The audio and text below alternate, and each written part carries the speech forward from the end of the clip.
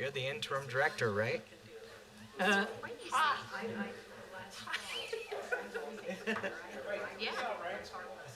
Really?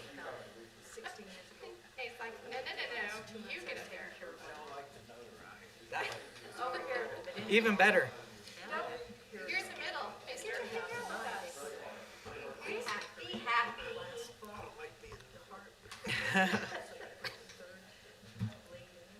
Okay, it is 6:02, and I'd like to call this meeting to order. We will begin with the Pledge of Allegiance.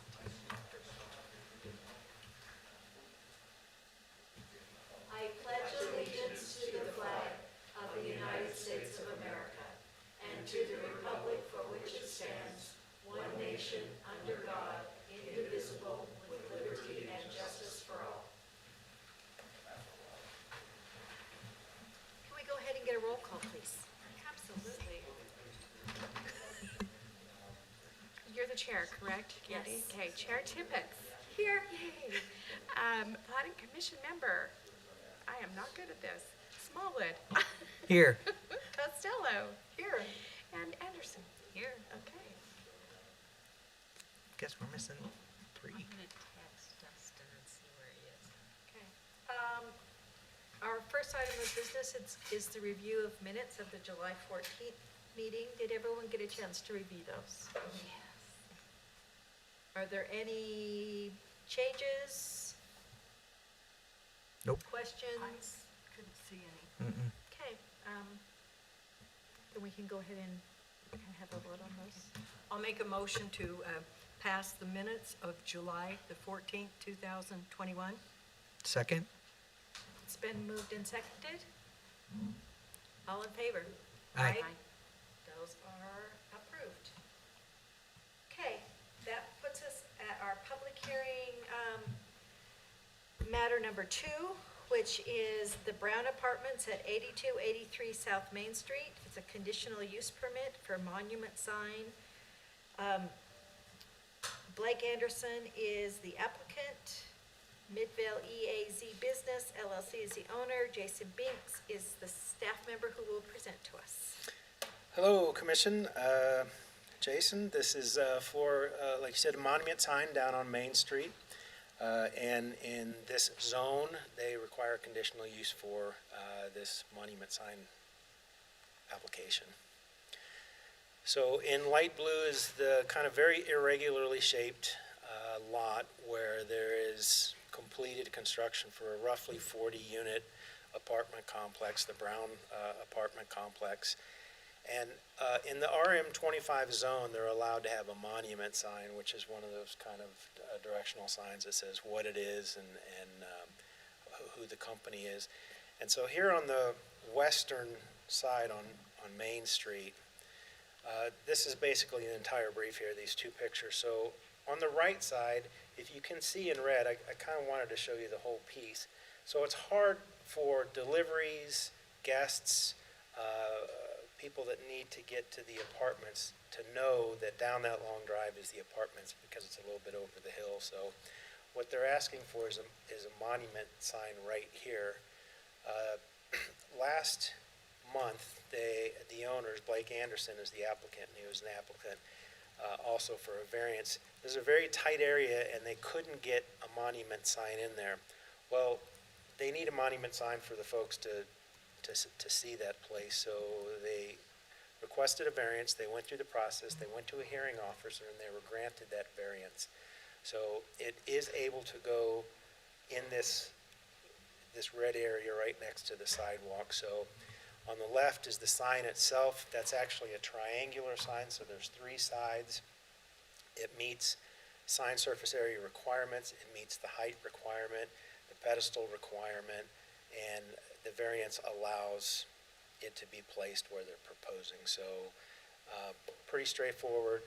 They are allowed a monument sign on street frontages, and they really think they need one. City thinks they need one. We're recommending approval so that deliveries and packages and trucks and guests can see this. So with that, when they do put the sign in, they'll have to come in for a building permit. and we're recommending approval. We've had no public comment about this, but we sent out notices as required, so. Is there anyone here in the public that would like to make any comments about this at this time? We can go ahead and open a public hearing, but it doesn't look like we need to move forward on that. So let's go ahead and open it.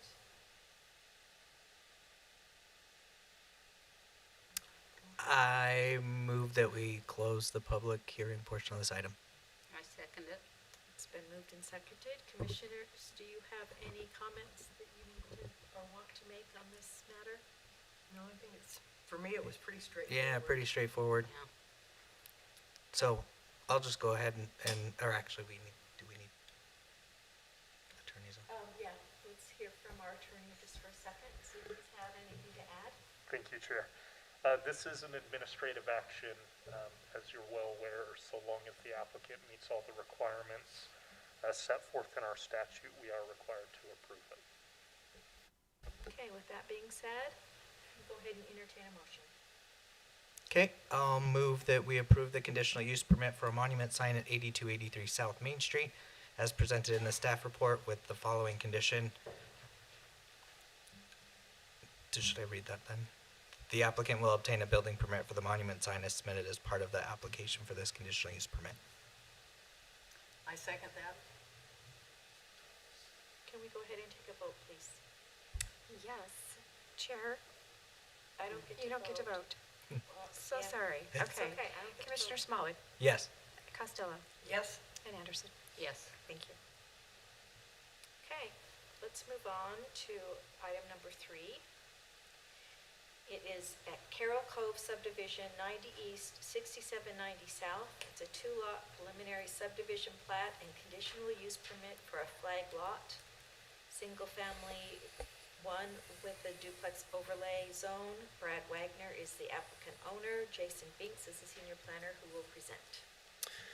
Okay, hello again. Yes, there's 2 things as part of this request is a conditional use and preliminary subdivision. I'm not sure if the applicant is in the audience. So I just wanted to, and we'll hear from the attorney as well, but so tonight you're going to consider the conditional use permit, and it's just a flag lot, and then you're recommending to the city council for the preliminary subdivision plat, which defines that flag lot. Here's the location, pretty much near the northern boundary of the city there in the red. It's on 6790 South, and he's proposing to turn most of that backyard into a flag lot. This zone does require conditional use, so you would approve that the flag lot is allowed, and then the preliminary plat will go to the council. Here's a street view. It looks like a duplex, but it's not because they have internal access between the basement and the top. That's how we define kind of separate dwelling units. So you do see 2 driveways, but it's 1 unit right now. I'm pretty proud of this picture because you can see the road signs there and know exactly where it's at. I did that on purpose. And here's the flag lot itself then. So you'll see that the existing house is to the top of the slide, or the north, and then they're not proposing a home, they're not proposing a design, they're not proposing a structure. This is just kind of notional based on what the setbacks are, so they're not proposing an actual building. So the flag lot then would be approached from the western side, that will be the 20-foot wide driveway, and then it'll come into the flag lot. When they do propose an actual structure, they'll come in with a building permit. At that time, planning will review it, as well as fire, public works, and engineering to make sure that the structure itself is placed right. But what you're considering is the actual use of a flag lot in this neighborhood. I think there's a speed hump directly in front. This entire road has several speed humps. There's a lot of traffic going through it, and the speed hump is directly in front of the house, just outside of this frame. And now I'm not so proud of this picture because you can't see the speed hump. Anyway, so meets all conditions. This has been approved by fire. The preliminary subdivision has been approved by engineering and public works, as well as planning. Standard conditions for the conditional use, just landscaping within 6 months, and that the eventual structure meets all Title 17 requirements. And then those 5 are very standard for our preliminary plats. And you don't have to read all these. So our staff is recommending that you approve. Okay, can we hear from our attorney first before we open this to a public hearing? So just like the last item, this is an administrative use or administrative decision. So if all of the conditions are met for the conditional use permit and the subdivision, you are required to approve.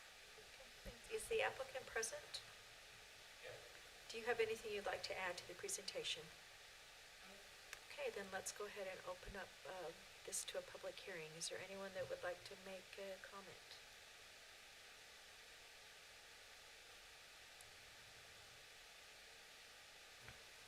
Seeing nobody, I will move that we close the public hearing. Seconded. It's been moved and seconded. The public hearing is now closed.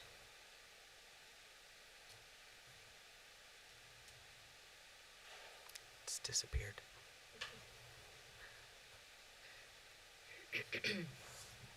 Anyone prepared to make a motion? I'll I make a was, motion. okay, there we go. No, go ahead. I move that we approve a conditional use permit for the flag lot and forward the recommendations to the Midvale City Council to approve the Carroll Cove subdivision plat at 90 East, 6790 South, with the findings and conditions of approval in the staff report. I'll second. It's been moved and seconded. Rory, can we get a vote, please? Yes. Commissioner Anderson, Yes. Costello, Yes? and Smallwood. Yes. Okay. That has been approved. Let's now move on to our public hearing, matter number 4. This is 51 Alabama Plat A at 51 West Alabama Drive. It is a 5-lot preliminary subdivision plat, TOZ zone. John Heiner, Heiner Land Company is the applicant owner. Jason is again presenting. Okay, 51 Alabama plat. Okay, you see the subject property there. It's off of Birch Street, just north of Center. This is the transit-oriented development zone, so this is where we would expect and where the city would like to see density, a higher density, and individual home ownership. So this is basically the entire story here. The building is about halfway done with construction. It's been framed in. There were going to be 5 rental units, side-by-side townhouses stacked like this. This proposal is to subdivide into 5 units and then, instead of rentals, make these possible to sell off as individual home ownerships for a for-sale product rather than just a rental product. And so what this will do is create some common areas. With this subdivision, nothing has changed from the prior approval. Planning Commission approved this on, this seated body approved this on May 13th, 2020. And so you've got those 5 units. There's no change to parking. There's no change to access. There's no change to landscaping. There's no change to easements. It's simply a preliminary plat to make those into 5 units that can be sold. So, and you come in off Birch right here to the north part of the screen. So really, all that's changing is it's just going from a rental that's it. type to a for sale type. Right, and Okay. if it was 2 or 3 stories, they would have to do a condominium so they could define that airspace, but this is just the envelope, so that's all it is. The building meets all requirements, the structure's got all the permits, it's enclosed, so they're just doing inside work now. I think when this came in, we kind of anticipated this. With the market being the way it is, you can turn a little bit, I think, more profit when you can sell rather than rent, especially in this market. So we kind of anticipated this, but it's pretty straightforward, I guess. So with that, the standard conditions of approval for a preliminary plat, you're going to recommend this preliminary plat to the city council, and they'll take a look at this as well. So there's the standard conditions. And then because it meets all Title 17 and 16 requirements, staff is recommending approval. Garrett? Just like the last two items, this again is an administrative decision, so if it meets the requirements, you must approve. Okay. Is the applicant present? Do you have anything you'd like to add? Okay, we'll go ahead and then open this up for a public hearing. I do have one comment card from Tom Winard. Tom, if you're here, would you like to come forward?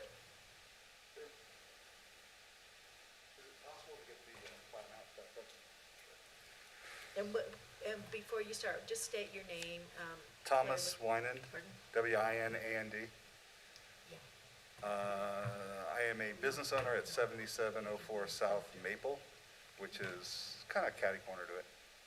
I'm straight across from the big development going in from State Street to Maple Street on Center and State and Maple. And my comment isn't about the use of the property. My comment when I looked at the plat map is there's absolutely zero extra parking. And I don't think you'll be able to park in front, he might know, of the units because of ingress and egress to all of the units and fire. So there would be zero parking for them except for their garages. With the new unit beside it, you've created a quagmire in the street traffic flow and parking because Maple Street is pretty much a one lane down the middle street. When you have more parking, if these guys park on Maple, there's also a duplex going on Maple further down, or not Maple, I'm sorry, Birch. Birch is the street right behind it, my bad. So on Birch Street, it's pretty much one lane going down the middle because people park on both sides. And if you have 240 units, 370 parking spots, probably 300 and some used all the time with cars going in and out of there, it's gonna be really hard for them to come out onto Center Street because of how close they are to the intersection to go towards State Street. That'll get backed up very quickly, and there will be a backup in that parking garage. They're gonna go out Birch Street, and if there's traffic coming both ways with one little lane in the middle, you can see how that would be a nightmare. It already is a nightmare. There's 3 other people that use it all the time here. I have to wait, often pull off the side and wait for cars because there's only one lane down the middle. So that's what I'm saying is you've got on that plat map, you could put 45-degree parking in that common area, probably 5 stalls, or at least 4 stalls, and still be able to get in and out of the units and have enough room for a fire truck if they needed to get in there. I mean, I don't know what they'd use the common area for, but I think parking is probably more important. So that's my biggest concern of that. And also, I did talk to someone in the planning department, I don't know who it was, about that traffic flow, and I sent a pretty long email saying this is what your problems are gonna be, and you should probably do this right now, which is turn Birch Street into a one-way going out to the north, and Maple Street one-way coming in, and a divider in the middle so that people don't turn to the east off of coming out of the parking garage, kind of in the middle, right across from the post office, so they won't go across and cause accidents there and back that whole middle lane up. So the people going west will come out that way, and the people going east would come out that way. I think that would be a much better solution than 2 cars coming on Birch Street like this and nowhere to go, except to pull into people's driveways. Or possibly if there's a spot that they can pull over between cars, because you have 240 units, the only place to park is Birch in Alabama. Because in my area, if you can see the other map, I'm straight across from, so if you know that corner, there's the divider that is for tracks, and my office is straight, actually it's where that car's parked right there. If you look there, there's a car parked in that business across from the commercial building. I'm never gonna be able to use my parking, because 4 cars would block that. I don't know if anybody or the parking study even took that into consideration, but that commercial building will be pretty much worthless. Because there'll be 4 cars there all the time, or much of the time. So all the parking that's straight in I don't know how you get out, I don't know how you back out if there's cars that are backed up there coming out of the 240 unit one. And also, the reason you're getting this now and not on April 14th, I think it was, I didn't get a piece of mail. I'm licensed. You guys have my license. You know where my quiet enjoyment is of my business, but I didn't get a piece of mail on it across the street. I don't know if that's a problem with the way you notify people, that only the owner gets it and not the licensed businesses right bordering it. Maybe something to look at. He didn't put his sign up until after the meeting, Hardco. It went up a week after the meeting was held. So I didn't see anything. I could have looked in the newspaper and I could have looked somewhere else. I think it's somewhere else. Tribune, it says. It's on the somewhere else. website too, I believe. Yeah, but, I mean, who does that? I mean, usually it's the signs. I saw the sign on this one. But that's why you're getting it now, just so you know. So I think that the traffic study had a serious flaw in it. I wrote a long email. I mean, I can move out in 2 months if I give my landlord notice. I can see nothing but me having problems in my business, and I will put up with little problems. But I think all of your sewer and water is gonna come off of Maple Street in that large construction, probably 4 8-inch sewer lines to that 240 unit property. They're gonna have to shut that street down, and for a while. So, I mean, I'm coming here to say to you, you're gonna have a traffic problem and some unhappy neighbors. I could be out in 2 months. So I just wanted to tell you that. I think you guys need to look at that. All right, thank you. Thank you for your comments. Anyone else have anything they'd like to say about this? I want to get up and say yes. Yes. Please Jim state your Abraham. name. I own the adjacent property there. Okay, will you please state your name, please, for our James minutes? Abraham. So he's talking about the big property. I didn't get any notice on that either, so I didn't concur with that. I agree with what he would say about the traffic too. But I never got this one here, so can you go back to this map with his 4 to 5 units? It's the plat. Okay, there we go. Yeah, so that new private utility lateral easement, that's something separate from this? There's gonna be a separate hearing for that too? Most likely not. The That's part of this. Utility easements are usually recorded against the property already. That probably exists. I'm Jason might be able to speak to that a little bit more, but typically those exist. So Well, that was never on my original one. My original, when this was approved, this unit to go in, shows them taking my parking spots and running a pipe through there. So now I guess they're planning on running the pipe through that way now? Is that the, Jason, can you Story. respond to that? It's more of an engineering question, but engineering has looked at the original approval in 2020, and they've looked at this one.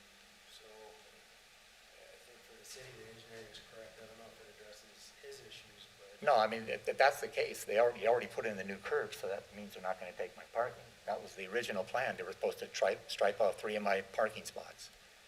And I never agreed to that. The only thing that this application is doing is separating units, so all of these infrastructure and curbing issues and stuff like that was addressed with the original application last year. But obviously they've changed it now. They're not gonna run through my parking lot.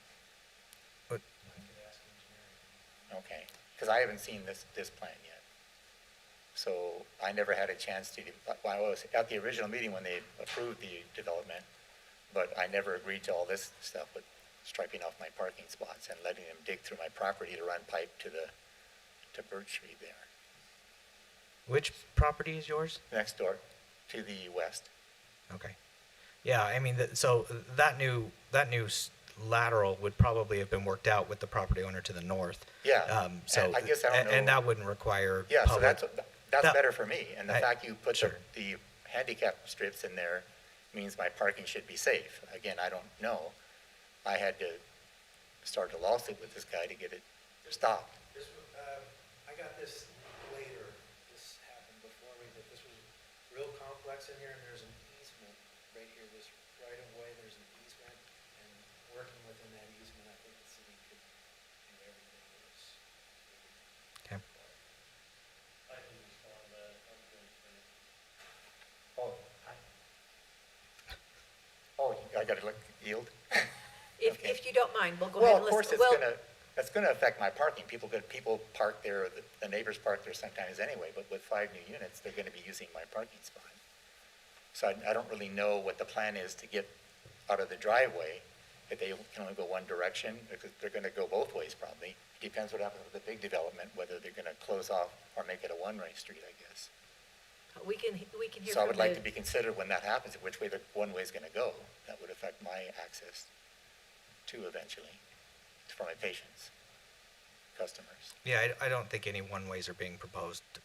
There's not a one-way being proposed at Not this right- point. not at- All we're not looking at- at is taking the existing 5-unit townhome and making it a condominium plat. Yeah, I understand that. And I that's would all not- we're looking at. Yeah, I would not object to that. It's just I didn't know this, if that second easement, the lateral easement was included in this, or is there a separate discussion regarding that? It's not part of the subdivision, no. Okay.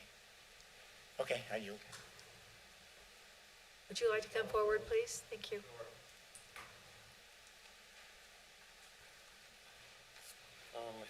I just made a couple of notes. And just please state your name. Oh, for our John minutes. Heiner, Thank you. sorry. I'm the builder of the project. And in terms of the visitor parking, where you have that, right above where it says common area, there are 2 visitor parking stalls there that meet the requirement of the city. And I think Mr. Smallwood described it perfectly. I mean, really, the issues that are being brought up now are issues about the project, and they were resolved a long time ago.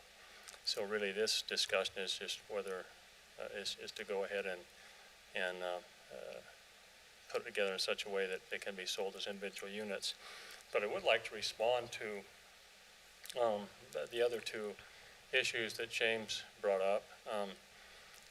Mr. Abraham has met me on site a couple of times and has been pretty aggressive on saying that I can't cross his property. I've done a little title work on this property before I ever bought it, and the property that I own and that he owned was all one parcel at one time. The fellow who sold the parcel that I own sold that to me, or sold that property not to me but to someone else before the property was sold to Jim Abraham, and recorded an easement. Of course, it would have access across the property, otherwise he would have sold a property that was landlocked, right? So the easement was recorded, and I'm sure any decent title search would have picked that up, and so I think Jim, if he takes a look at his title policy, it will probably list that as an exclusion. So the easement's been there before Jim ever owned the property. Jim, I hesitate to use the word threatened, but it was pretty much that I couldn't take utilities across his property, that I have my access easement was just for surface only. I checked with my legal counsel at Ray Corney and Nebaker, and they disagreed with that. But I thought, you know what, rather than have a disagreement with Jim, I just went ahead and bought an easement from the folks on the north for utilities, so that we wouldn't have to argue about whether or not it was just a surface easement or a utility easement. So that's where I will take my utilities out, and I've had that approved with the utility companies, the sewer district, the water district, so on. They've all met out there. We've all looked at it and so on. You can see where my easement is for access, and that easement exists and will still exist, and that's how I get access to my property. So I met with the Board of Adjustments before we ever started this, and got that approved as well, and Jim was there to oppose it at that time, which he certainly has a right to do, and I recognize that right. But anyway, in terms of the improvements that the city has made, when they did put in a handicap access across the street to the north from my easement, and then it comes directly south over in front of Jim's property and my easement and so on. And so they've placed a curb there, and so I called them on that because that's where my easement comes in. That's how I get access to the property. And they, I guess, just didn't communicate that to their folks at the city, and so they put it in mistakenly, and we talked about how we would correct that. I'm going to, the curb and gutter along that easement is in pretty tough shape anyway. So I told them I would replace all the curb and gutter, from my easement over to the north and to where that driveway comes into the property to the north. So I think we've covered each of the bases on this. We've tried to put it together in such a way that we would avoid any conflict with Mr. Abraham and his property and with the least amount of impact or disturbance to him. In terms of the traffic, I don't know that that's really a point of discussion at this point, but I have been out there almost at least every other day just checking on my project, and I don't really find and have not observed the description of traffic problems that exist there. It's a residential neighborhood. There's not that much traffic going up and down the neighborhood except when people come or go to work. Other than that, it's a pretty quiet neighborhood. So I'd be happy to address any questions that you guys have, but I think we've tried to cover all the bases and be a good neighbor to Jim as well. Well, and at this time, as has been stated, all we're looking at now is changing whether Exactly. it's a done deal. So Yeah. we're just changing whether it could be a rental or for sale. So. Thank you. Any other comments? Yeah. Yeah, but keep in mind that our purpose is just to change it from a rental property to a sale property. Has nothing to It do with doesn't have, the yeah, we easements or can't, utilities. we can't change anything else. It's been already pre-approved. on the record, which you're reporting this or something? Huh? Are you recording this? Is this on the record? We have minutes, yes. Nice. You're welcome to come up. Yeah, so I appreciate he got this other easement to run his pipe that way. Is that the plan then? Okay. So my argument was with the right-of-way. He does have a right-of-way to come in there. There's a curb there, and there's a driveway, right? But he proposing to take away my parking spots in the beginning, to stripe it off that I couldn't even use it. Those are my 3 best parking spots for my business. And he was going to dig. So I was challenging, does access mean dig? Because you can run a pipe under it. Apparently, he found a way to do it that way, so I appreciate he accommodated me there. But he's already dug with concrete cutters all the way out there, and he put a concrete cutter along the back to run in utilities, too, which I don't know what gave him a right to do that, but... Well, he made the comment that he bought some of the property to put the utilities in. And if I can interject at this point, I don't think this is the appropriate forum. No, I know. Well, We have a legal matter, so... So but it yeah, was- so this is a legal matter between 2 property owners. As the commission has already established, we're here to decide whether or not these 5 units can No, be but sold. because it shows that property up there, I was asking Mr. about the status of Mr. that. Abraham, so we're just talking about whether or not those 5 units can be sold individually. It's not that any of us here at the city aren't concerned about this matter. We're just saying that this is the incorrect forum to be able to resolve. Well, I just these want to be on the issues. record to contest what he was saying. And so this isn't the appropriate record Okay. to deal with civil issues between 2 property owners. But obviously, at some point, the city approved this. That's why he was acting on it. And if you feel that something has happened, the correct form would be through your legal representative with his legal representative. Well, again, if he's got this other, well, again, I'll yield in, but the fact that he got the other easement solved some of my problems. So I was just contesting about whether easement gave him the right to dig up my property.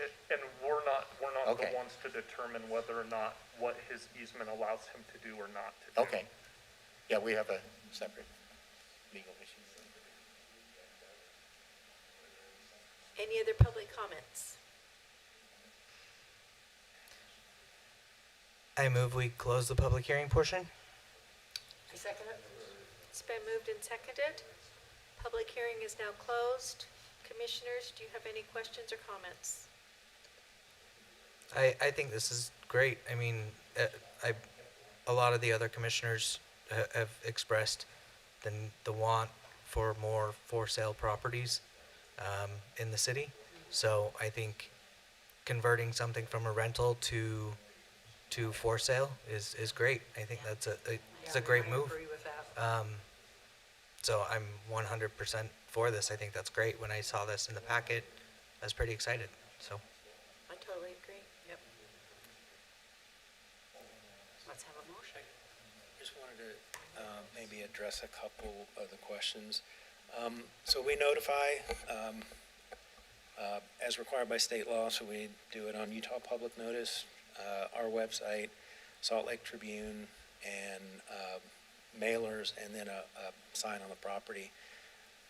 I have all the address envelopes so I can show you where they went. We don't send them to individual tenants because they change out. We do send it to the property owner, so if the property owner wants to relay that notice to the tenant, it's up to him. If he doesn't, he doesn't. And then we have receipts for the Salt Lake Tribune when they published it, and the receipt for the payment for that.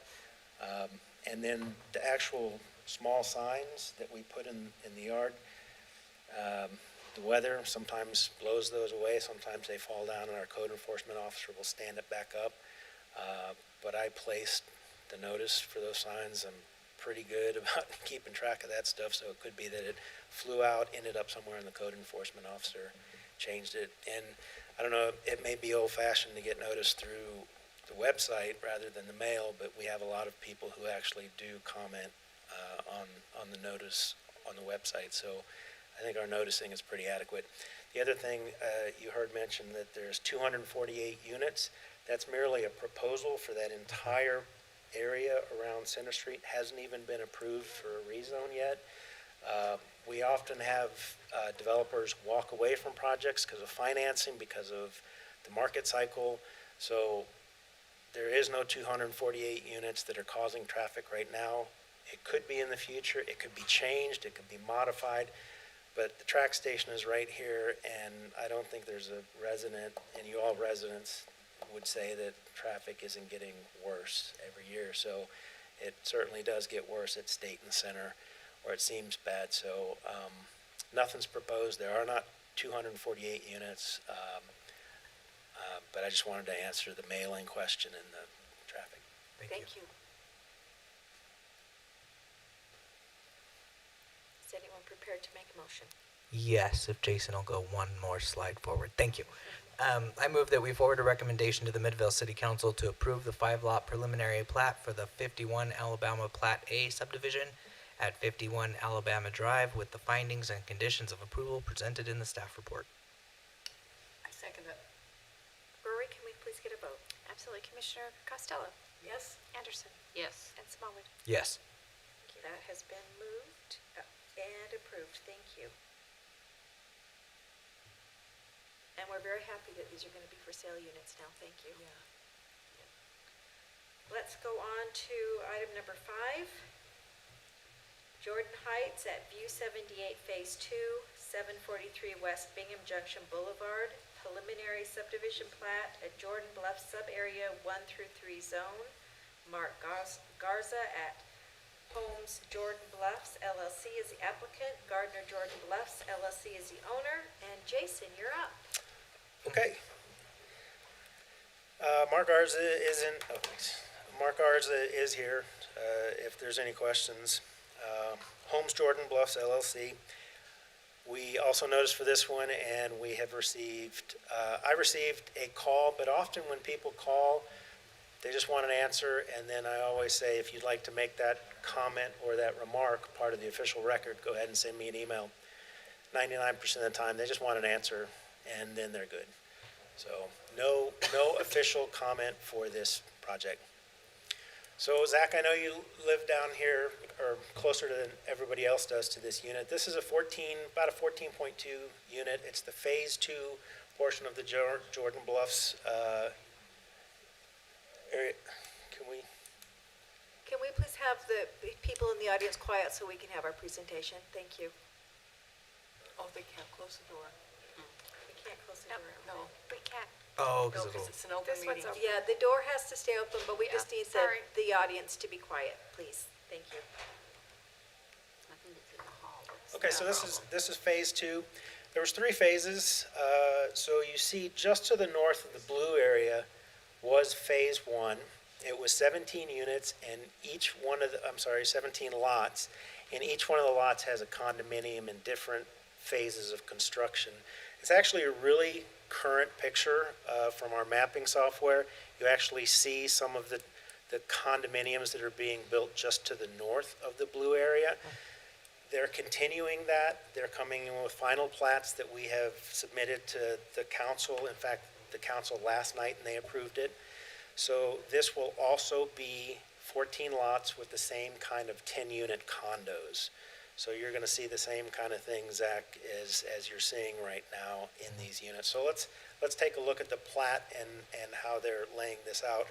But before I move there, this was part of the large-scale master plan, so this is anticipated. It hasn't changed. This is the area that they had proposed and is guided and directed by the large-scale master plan.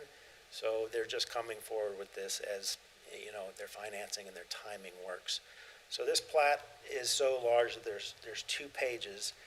So north is to the left. It's the only way they could fit it. So here's each of the 14 lots, and then the next page is a little bit to the west, which is that area there. So if you put those two together, it makes that blue area. So 14 lots ranging in size from about 0.2 acres to about 0.4. That's no different than the 17 lots on phase one. And then phase three will eventually come in as well and do the same thing a little bit farther west. It's in the Jordan Bluff zone. There's a cap slope to the west and actually Jordan River to the south. So it kind of fills in the southern part of the city there, little pond there, and then the Jordan River, a portion of the Jordan River Trail right there. So 14 lots, phase two was approved. There's not much to this. The large-scale master plan directs the access, it directs the general layout, it directs the eventual infrastructure, it addresses access and sidewalks and open space and all that. So as they come in for each unit will then also have a preliminary, and it'll show you the condos and the actual structure, and then that goes through the process too. This is just the big overarching one that will then, and again, this is kind of a recommendation to the city council, so they'll see this as well. Everything meets Title 16, and when they come in for the structures, obviously we'll make sure that it meets Title 17. So staff think this is appropriate, the timing's great, it follows on and lets the developer kind of build out as they get the financing. So with that, even though it's a large area, the conditions of approval, again, you've seen this 3 times tonight, it's the standard 5 that we always require. And then staff is recommending that you recommend approval. Garrett? You've heard me enough tonight, so just ditto to the last Okay. 3. Ditto. Okay. Is the applicant present?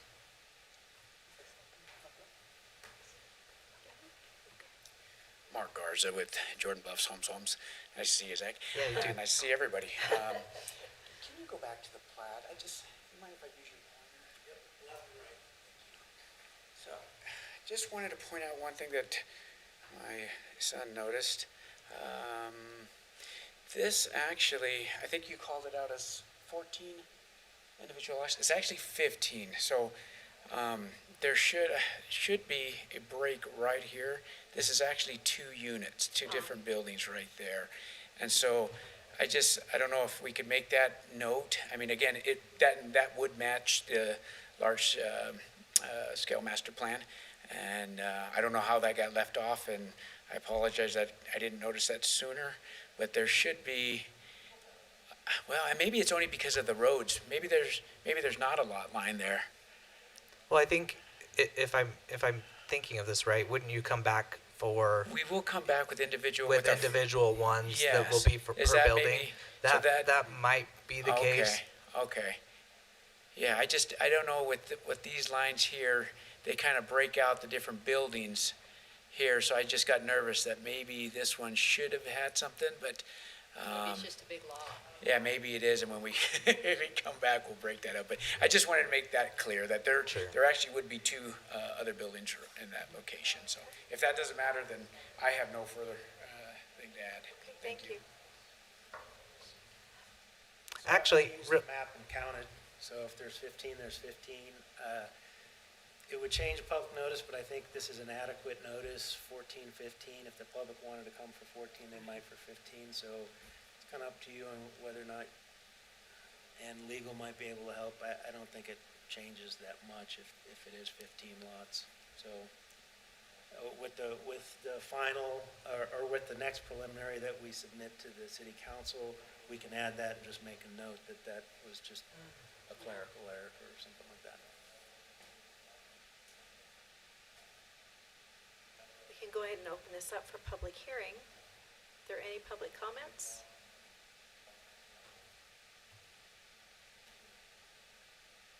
I move that we close the public hearing. I second it. It's been moved and seconded.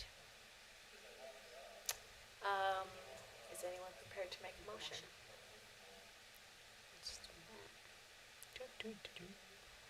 I can. Okay. I move that we adopt the findings and conditions of approval presented in the staff report recommending the city council approve the preliminary subdivision plat for the Jordan Bluff Condos Phase 2 subdivision with conditions. And I'll second. It's been moved and seconded. We'll go ahead and make that recommendation to the city council. Oh, no, we won't. Not until we have a Oh, vote. we have to vote. Sorry. Vote us. I just want to move things along. You're good. You've done really good. Commissioner Smallwood, Yes. Costello, Yes. and Anderson. Yes. Thank you. We will now go ahead and make that recommendation to the city council. Okay, item number 6. I want to kind of discuss how we do our meetings, and I have a proposal that I want you to think about. Instead of having staff make presentations to us, especially when all of their info is in the packet, seems redundant to me. I would kind of like to be able to come to our meetings prepared. If we have questions, we can ask the staff that. We can still get comments from Garrett and hear from our applicant, but I kind of feel like it's a waste of staff's time to not only prepare this, but then have to say exactly the same thing to us in front of us. So how Do they have to, Yeah. do they have to do it that way? No, they don't. They do not have to do it that way. Did you because- Google that, Candy? Did you Because the Google it? packet is available to the public. Okay. Okay. But now the thing is, I find that that's helpful to people that maybe don't get the packet. And if there's any people out in the audience, I think it's very, very important, that the staff do give a report on it. Because then, like I say, not everybody gets the packet. Well, that's true, but if we hear from the applicant But I Yes, still think, questions. I still think this is very, very important because it gives John Q. Public out there a better idea of what's going on. Whereas if, we just eliminate that, unless they get the packet, they don't know. And then I think they get more confused and have more questions. My concern is, a lot of the public thinks we can do things that we cannot do as a body. Well, I know, and this is why we have to explain to them that, hey, we don't make the final decision, it's the city council that does that. And all Yeah. we're doing is making sure that, All we're doing is Totally. passing it on. Yeah. But no, I'm sorry, Candy, I totally disagree, because I really think that John Q. Public out there needs to have the explanation as to why something's going, and I think staff do such a phenomenal job. And I don't think it's a waste of time, because I think that this way it gives the public more of an idea of what we do, and then they don't come away with the idea, well, why should I go to the meeting? It's cut and dry. Well, it seems that the transparency, I think, is pretty big Yeah, for the public. yeah. Because they already think Midvale's against them. Anybody that I talk to is like, why bother? You guys are just gonna do what you want. Yeah, and that's well, so that's untrue. because they don't understand what we as a body do. Absolutely. Yeah, but this this is my point too, that, you know, if the staff gets up and says, now this is what we're, you know, this is what we're proposing, this is what's in front of us, this is, you know, then I think they can understand a little bit more of what's going Well, on. and I think Garrett helps that a lot. Oh, Oh, absolutely. And I want to 100%. absolutely Garrett's Yeah, comments. yeah, and I think that's very important too, that we have, you know, our attorney with us, you know, and just like with staff, but no, I think that we need to keep on going as we are, because, you know, I think in general, people don't trust a lot of government anyway, because they don't think we're transparent enough. And I think we if put it's up- out there, it's better for Yeah. people. Yeah, I thought about it long and hard since I asked you what you wanted to talk about. At first I was like, okay, maybe I could get behind this. And then the more I thought about it, I think of the presentations, you know, I'm on that other side, and our presentations are made, I've always been taught that our presentations are made for the public. They're not made yeah. for the planning commission, because they should be reading their packets. right. Yeah. And shame on us if we aren't. Yeah. Correct. Yeah. And that these presentations are genuinely for the public. Well, and they To be watch it on informed. Facebook. Right. I have a lot So of people say that. I'm kind of that same mind. I think that we should continue. And I hear everything you're saying, and, you know, I'm happy to go forward. I was just trying to save staff from duplicating their workload. Yeah. But Well, I it's do their think job. I think it's, no, but I Well, really do if think. we had a staff, Yeah. Well, I can speak for staff. Yes, you can. We have been doing it this way and for a long time, and if you feel like a change is necessary, then we have the discussion, but you certainly can be firm with the public so you can limit time, and that's where you can That was save time. perfect. And when you have, like Garrett pointed out, a civil disagreement, to step in like he did. But you can manage the time by managing, and we can make these a little briefer. I mean, staff I has, thought today you did. it Yeah, was you did good. really It was well. nice, great. they were quick. Yes, that was good. yeah, I'm starting, personally, I'm doing it a little bit different than Alex. I'm just hitting the high points, and then if there's questions, That's all I'll we answer need them. to do. I think that does save a little time, but certainly as a body, you can, and Zach, when you answered him, you kind of reduced the time because you cut him from being able to go down that route, which is really good. But we need to be able to do But that. all of you can step in and say, I think I understand you, I've heard enough, and as a body, if you think that's true, that's where you can save a lot of time too.